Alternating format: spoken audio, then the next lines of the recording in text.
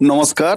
আজকের কবিতা পরকীয়া এক নীরব আগুন। ঘরের ভেতর জলে আগুন, ধোঁয়ায় ওঠে চোখে, হাসির আড়ালে কান্না লুকায়, চোখ থাকে যে রূপে।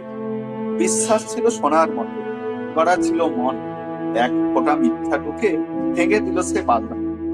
হাতে হাত রেখে যে কথা ছিল আজীবন, লোভের নেশায় ভুলে গেল সে প্রতিজ্ঞার কারণ।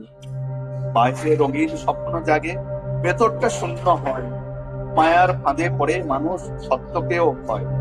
পরকীয়া শুধু দুজনার গোপন পাপ নয়, একটি ঘর, একটি শিশু, হাজার স্বপ্ন ক্ষয়। মায়ের চোখে নোনা জল, বাবার নীরব রাগ, ছোট্ট হৃদয় প্রশ্ন করে ভালোবাসার কি ভাগ। সমাজ বলে আধুনিকতা, স্বাধীনতার নাম, কিন্তু যদি ভাঙে বিশ্বাস, কিসের তবে সম্মান। ভালোবাসা মানে দায়িত্ব, মানে শ্রদ্ধা ভরসা, শুধু দেহের টানে নয়, এক ভয়ঙ্কর নেশা।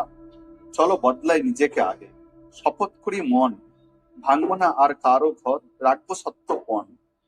প্রেম যদি হয় পবিত্র, রাখি তাকে সৎ, পরের সুখ কেড়ে নিয়ে বানাও না নিজেকে অসৎ।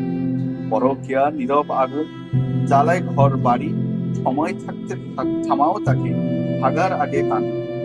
বিশ্বাস বাঁচাও, ভালোবাসা হোক আবার পূর্ণ, তবেই সমাজ রবে অটুট, এটাই আমাদের কাম্য।